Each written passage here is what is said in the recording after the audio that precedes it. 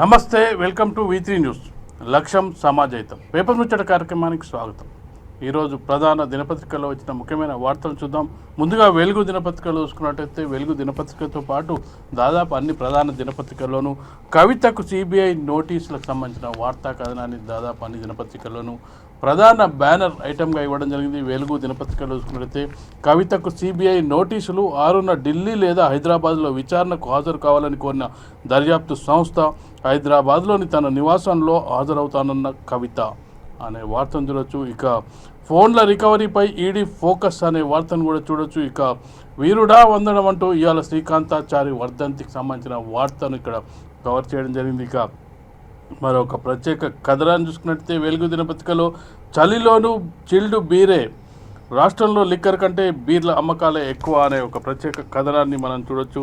ఇక మరిన్ని వార్తలను చూసుకున్నట్లయితే కొట్లాడినోళ్లను పట్టించుకోరా అంటూ ఒక వార్తను చూడొచ్చు. ఒక ఫోటోకి సంబంధించిన ఫోటో ఎగ్జిబిషన్లో ఏర్పడిన ఫోటోకి సంబంధించిన వార్తను చూడొచ్చు.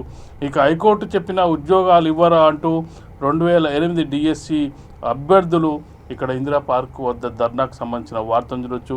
ఇక అసెంబ్లీ సమావేశాలకు ముందు హడావుడి, సీఎం వరుస రివ్యూలు, పర్యటనలు, ప్రకటనలు, టూర్లు, శంకుస్థాపనలు, ప్రారంభోత్సవాలనే వార్తను చూడొచ్చు. ఇక డిస్కమ్లకు సర్కారు బాకీలు 64,000 కోట్లు, సదరన్కు 44,000 కోట్లు, నార్థన్కు 20,000 కోట్లు అనే వార్తను చూడొచ్చు. ఇవాళ ఆర్ఎంసీ ఫైనల్ మీటింగ్, 2 సమావేశాలకు డుమ్మా కొట్టిన తెలంగాణ అనే వార్తను చూడొచ్చు.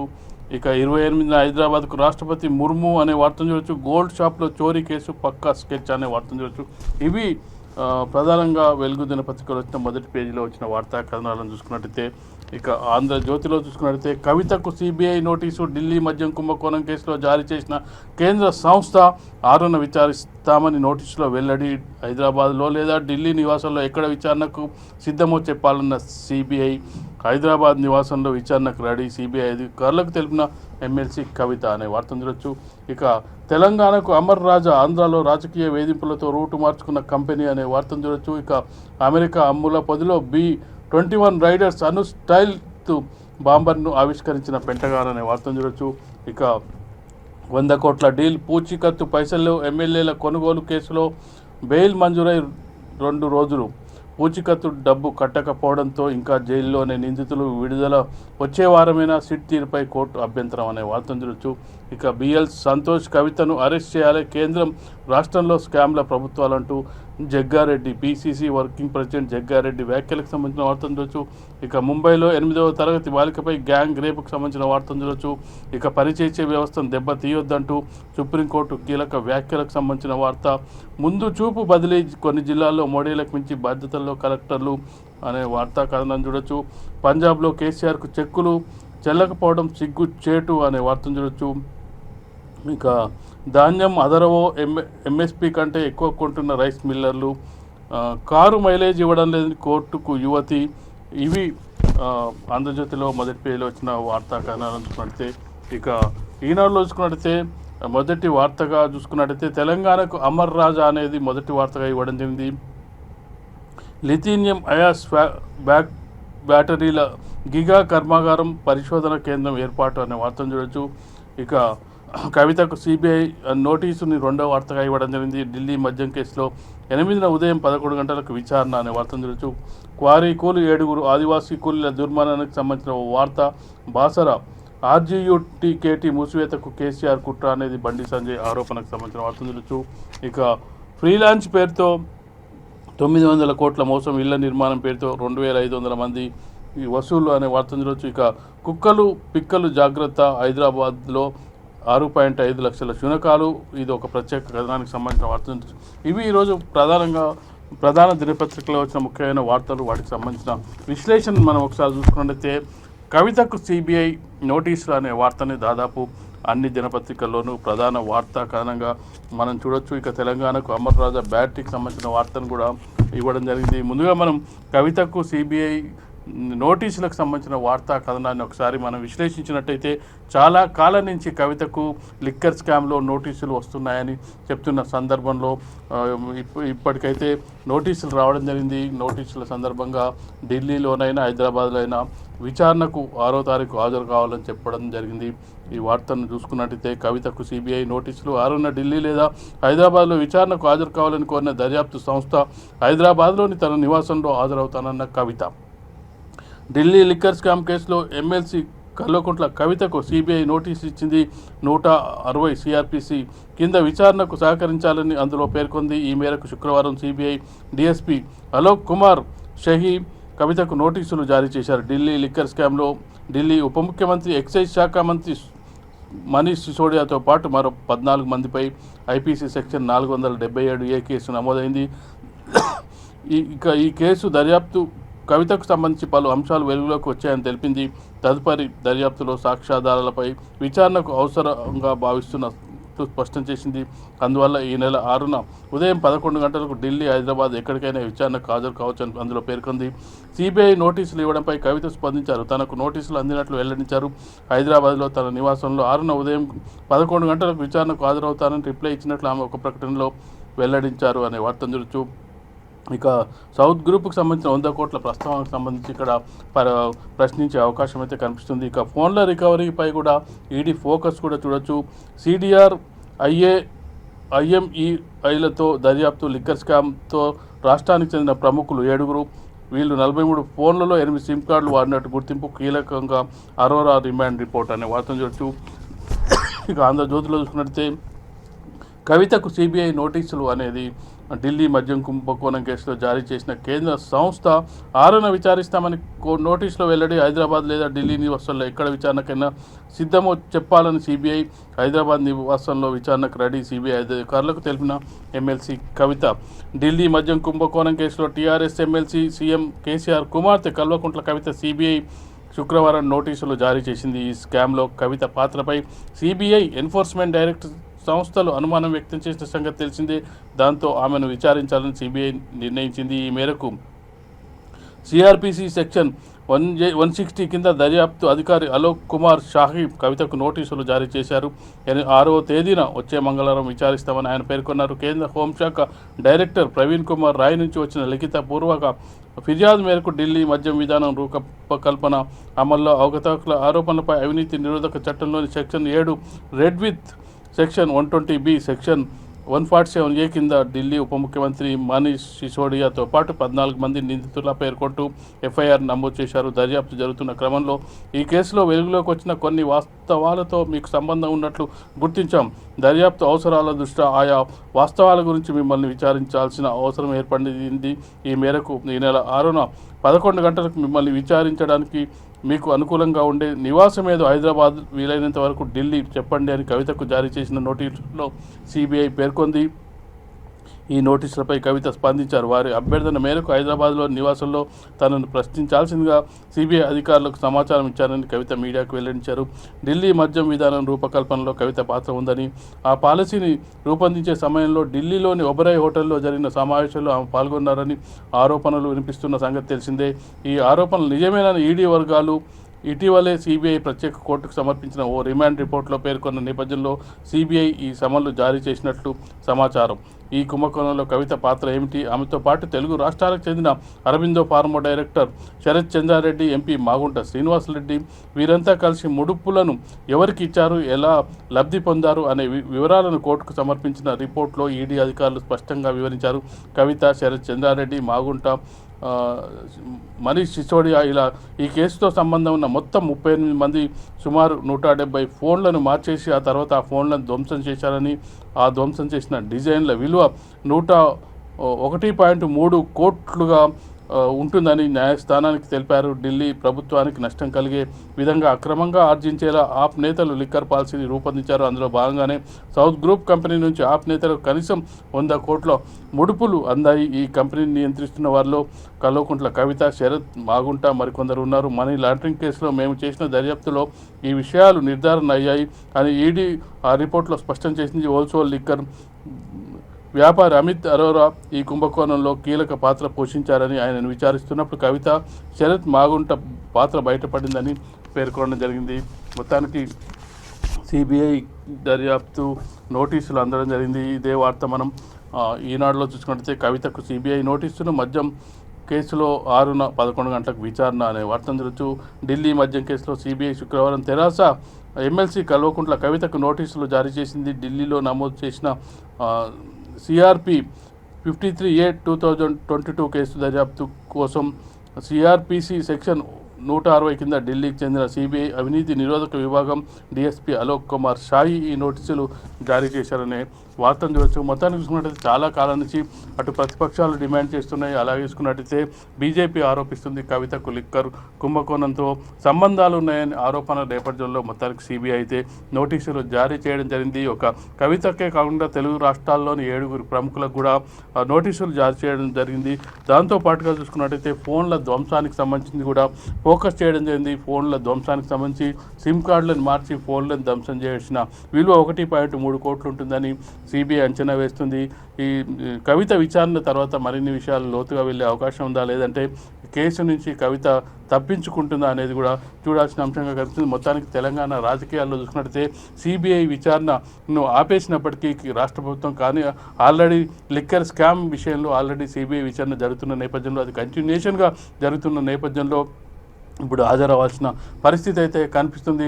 ఇక మరొక వైపు ఐటీ ఈడీ దాడులు ఒకవైపు జరుగుతున్నాయి. మరొకవైపు సిట్ దర్యాప్తుకు సంబంధించిన వార్తను కూడా మనం చూసుకోవచ్చు. సిట్ దర్యాప్తుకు సంబంధించిన వార్త మనం ఆంధ్రజ్యోతిలో చూసుకున్నట్టయితే 100 కోట్ల డీల్ పూచీకత్తు పైసలు లేవు, ఎమ్మెల్యేల కొనుగోలుకు సంబంధించిన అంశంపై ఇక్కడ మనం ఒక ఆసక్తికరమైన వార్తను చూడొచ్చు.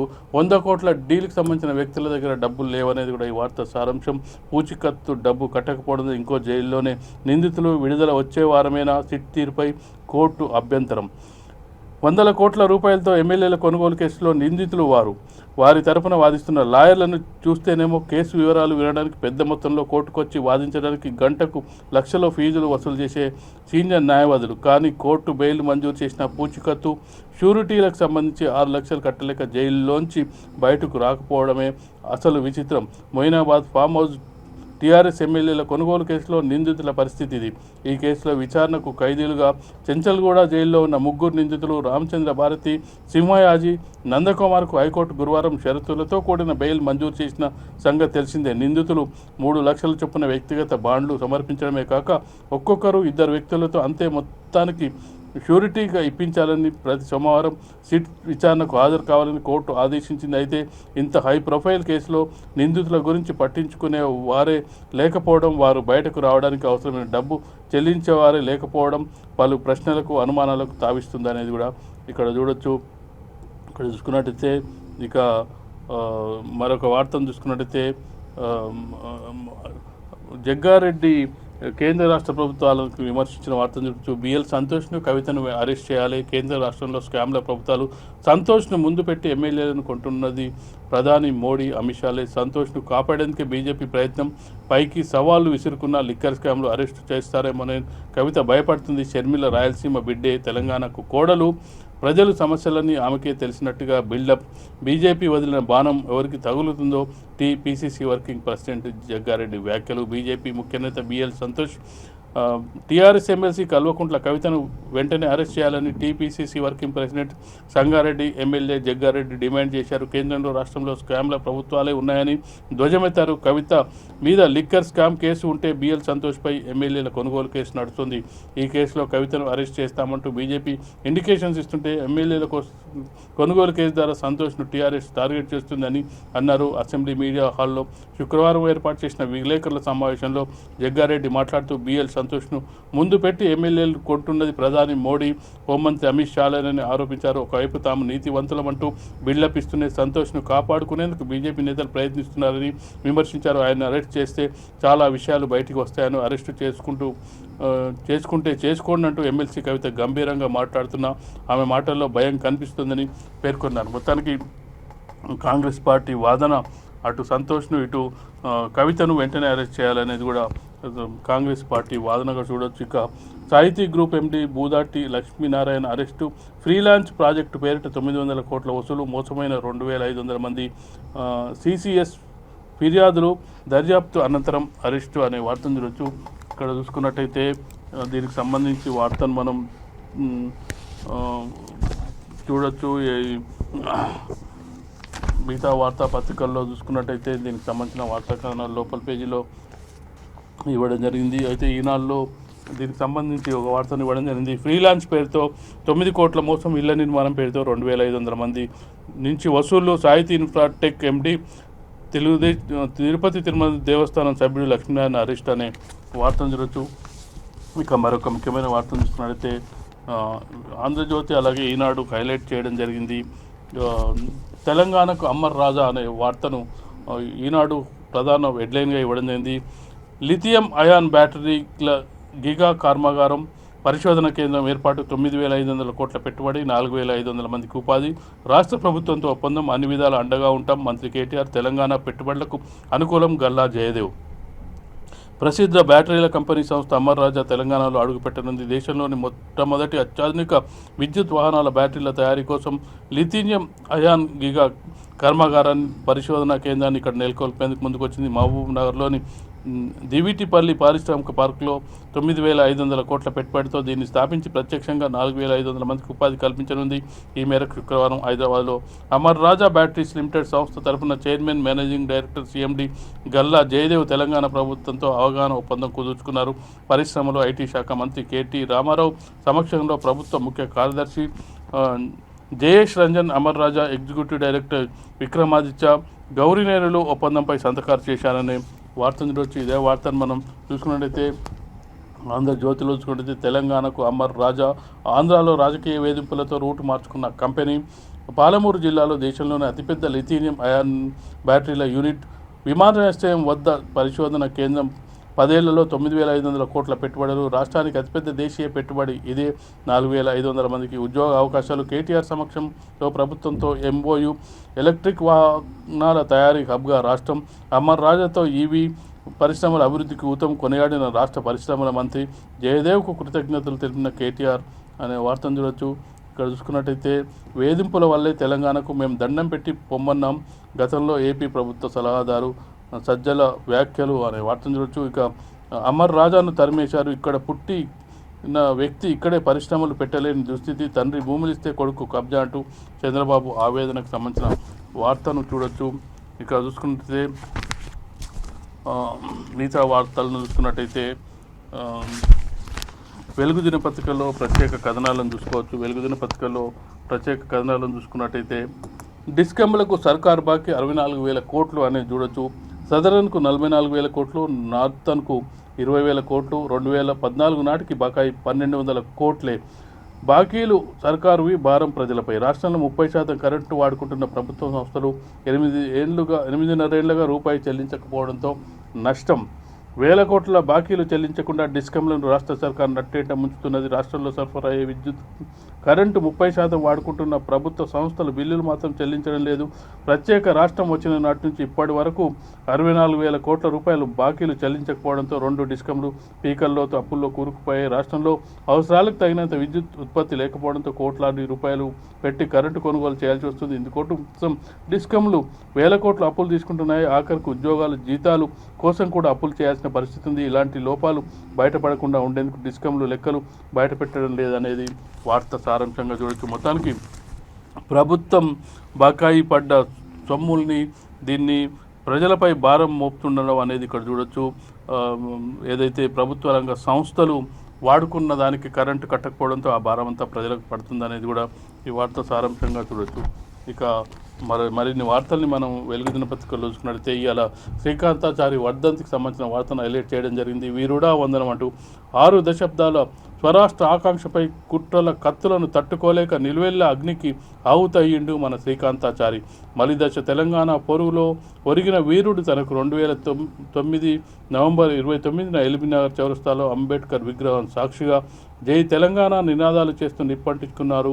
దవాఖానాలో చికిత్స పొందుతూ 5 రోజులకు తన ఆయువు వదులుతూ పోరాటానికి ఊపిరిలిదుండు ఈ అమరుడి వర్ధంతి ఇయ్యాల. వీరుడా వందనం, నీ త్యాగం అమరం అంటూ దీనికి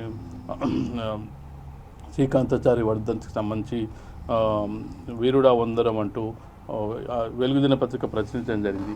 ఇక వెలుగు దినపత్రికలో మరొక వార్త అందుకుంటుంది. చలిలోనూ చిల్డ్ బీర్ అంటూ ఒక ప్రత్యేక కథనం చూడుతూ రాష్ట్రంలో లిక్కర్ కంటే బీర్ల అమ్మకాలు ఎక్కువ, ధరల వల్లే హార్డుకు మద్యం ప్రియులు దూరం. నవంబర్ 24న 24 లక్షల కేసుల లిక్కర్, 27 లక్షల కేసుల బీర్లు సేల్స్. మద్యం ప్రియులు టేస్ట్ మారుతోంది. వణికించే చలిలో కూడా చిల్డ్ బీర్లని తాగుతున్నారు.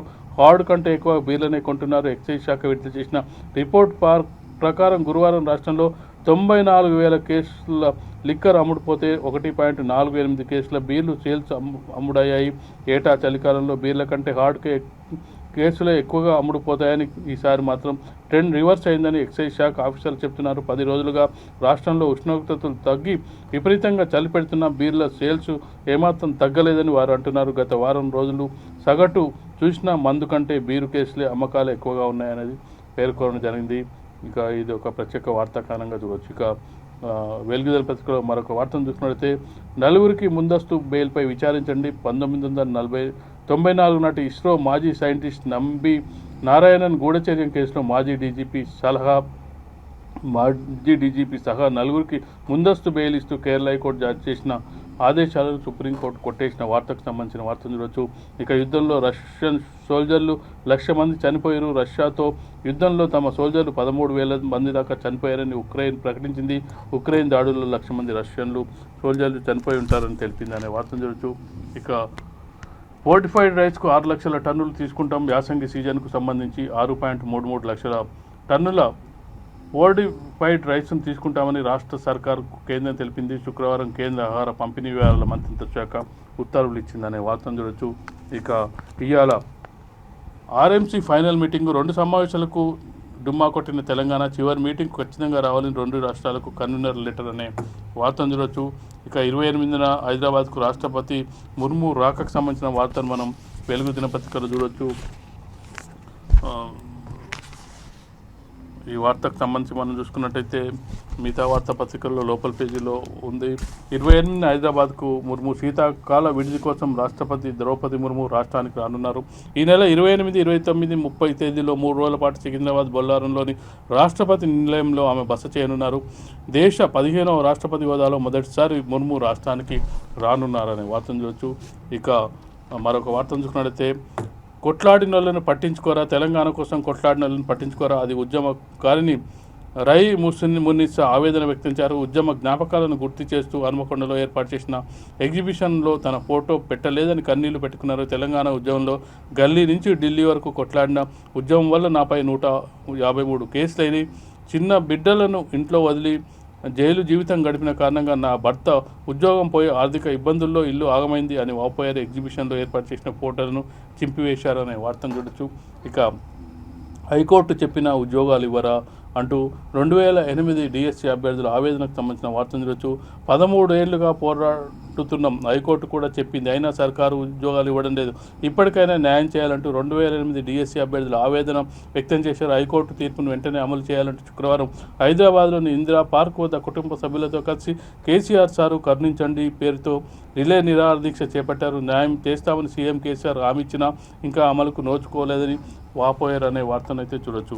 ఇక హడావుడి సమావేశాలు సంబంధించి ముందస్తుకు ఏమన్నా రెడీ అవుతున్నారా అనేది వెలుగు దినపత్రిక ప్రత్యేక కథనం చూడొచ్చు.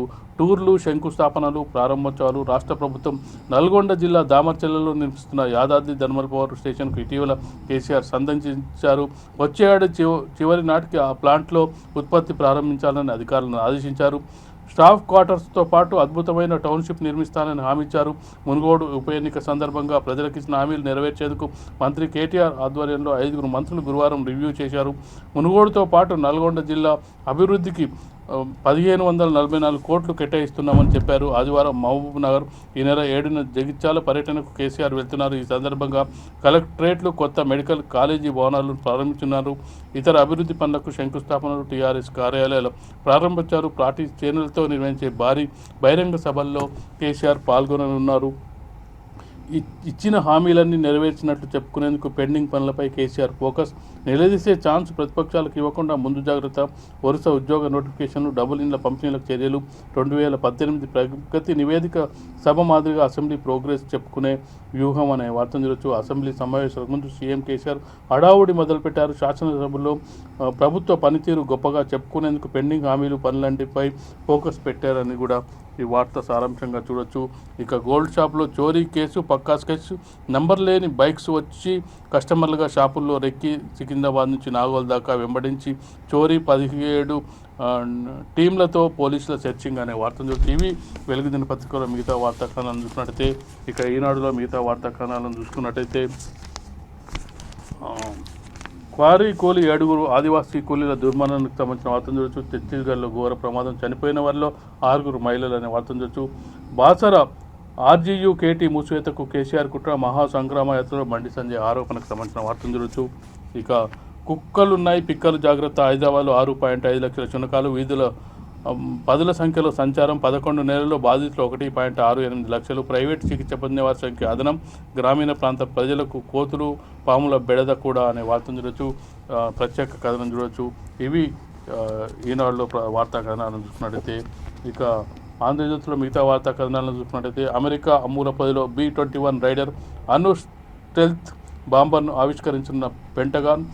6వ తరం అత్యాధునిక యుద్ధ విమానం, ఒక్కో విమానం తయారీకి 6,132 కోట్లు, పటిష్ట రక్షణ వ్యవస్థలోకి చొచ్చుకుపోయే సామర్థ్యం, ప్రపంచంలో ఎక్కడైనా ఖచ్చితత్వంతో బాధుడు అనే వార్తను చూడవచ్చు.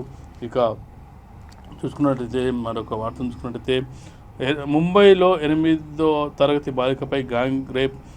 తరగతి గదిలోనే దారుణానికి ఒడిగట్టిన 2 తోటి విద్యార్థులు, ఒకరు అత్యాచారం చేయగా మరొకరు లైంగిక దాడి, గది బయట కాపలగా మరో 2. ఓ ప్రభుత్వ పాఠశాలలో ఘటన, జువైనల్ హోంకు 2 తరలింపు అనే వార్తను చూడొచ్చు. ఇక పనిచేసే వ్యవస్థను దెబ్బతీయొద్దు, కొలీజియం అత్యంత పారదర్శకం, దానిని పనిచేయనివ్వండి. గత నిర్ణయాలపై వ్యాఖ్యలు చేయడం మాజీ సభ్యులకు ఫ్యాషన్ అయింది. సుప్రీంకోర్టు కీలక వ్యాఖ్యలకు సంబంధించిన వార్తను చూడొచ్చు. ఇక ముందు చూపు బదిలీ, కొన్ని జిల్లాల్లో 3 ఏళ్లకు మించి బాధ్యతల్లో కలెక్టర్లు ఎన్నికలు వస్తే ఇక్కడి వారందరికీ స్థానచలనం తప్పదు. ఇప్పుడే మార్పులు చేస్తే అప్పటికి ఇబ్బంది ఉండదు. తన భేదాలు బేరీచి వేసుకొని బదిలీలకు ఛాన్స్, ఎవరి సేవలు ఎక్కడ అవసరమో వివరాలతో జాబితా. 2018 ఎన్నికలకు ముందు ఇలాగే భారీగా బదిలీలు, సీఎంఓకు ఫైలు, సీఎం కేసీఆర్ నిర్ణయమే తర్వాయి, సీనియర్లకు అదనం తొలగింపు, వెయిటింగ్లకు పోస్టింగ్లు, ఖాళీగా ఉన్న 2 జిల్లాలకు కలెక్టర్ల నియామక అనే వార్తను చూడొచ్చు. ఎన్నికల సందర్భంగా ఈ బదిలీలో అనుకొని చూడొచ్చు. ఇక పంజాబ్లో కేసీఆర్ చెక్కులు చెల్లకపోవడం సిగ్గుచోటు, మన రాష్ట్ర రైతులకు పట్టించుకోలేదు, అక్కడేమో 3 లక్షల చొప్పున చెక్కులు ఇచ్చారు. ఇప్పుడు కేసీఆర్ని చూసి నవ్వుకుంటున్నారు. ధరణిలో వేలాది ఎకరాలు దోచేశారు, మేము వచ్చాక ధరణిని రద్దు చేస్తాం. బండి సంజయ్ ప్రజా సంగ్రామ యాత్ర సంబంధంగా చూడొచ్చు. అవినీతి సొమ్మును బయటకు తీయడానికి ఈడీ, ఐటీ దాడులు చేస్తాం, ప్రహ్లాద్ జోషి అనే వార్తను చూడొచ్చు. ఇక 13 లక్షల మంది విద్యార్థులకు ఆరోగ్య కిట్లు, విద్య కోసం బడ్జెట్లో 10% నిధులు అని హరీష్ రావు వ్యాఖ్యలు చూడొచ్చు. ధాన్యం అదరవో, ఎంఎస్పీ కంటే ఎక్కువ కొంటున్న రైస్ మిల్లర్లు, క్వింటాల్కు బీపీటీ 2,200, హెచ్ఎంటీకి 2,400. గతంలో అమ్ముకున్న వడ్ల భర్తీపై మిల్లర్ల దృష్టి. అంతర్జాతీయ మార్కెట్లోనూ బియ్యానికి డిమాండ్, బియ్యం ఎగుమతి ధరలు పెరగడంతో మరో కారణం. ప్రభుత్వ కొనుగోలు కేంద్రాలపై తగ్గుతున్న భారం. ఇప్పటివరకు 30 లక్షల మెట్రిక్ టన్నులే కొనుగోలు, బయట అమ్మేందుకే మొగ్గు చూపుతున్న రైతులు అనే వార్తను చూడవచ్చు. ఇవి ఈరోజు ప్రధాన దినపత్రికలో వచ్చిన ముఖ్యమైన వార్తలు, వాటికి సంబంధించిన విశ్లేషణ పేపర్ మిత్ర కార్యక్రమం. లక్ష్యం సమాజహితం, వీటి న్యూస్.